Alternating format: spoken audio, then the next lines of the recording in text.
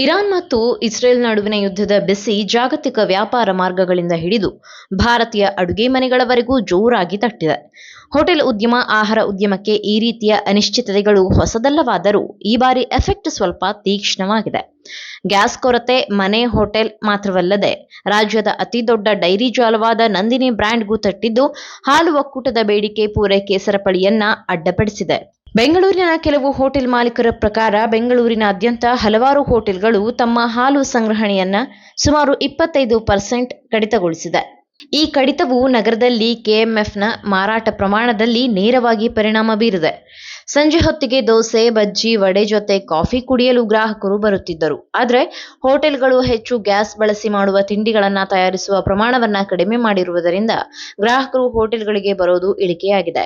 Hotel ನಿರ್ವಾಹಕರು ಹೇಳುವಂತೆ ಈ ಕುಸಿತವು ಗ್ರಾಹಕರ ಸಂಖ್ಯೆಯಲ್ಲಿನ ಇಳಿಕೆಗೆ ಸಂಬಂಧಿಸಿದೆ.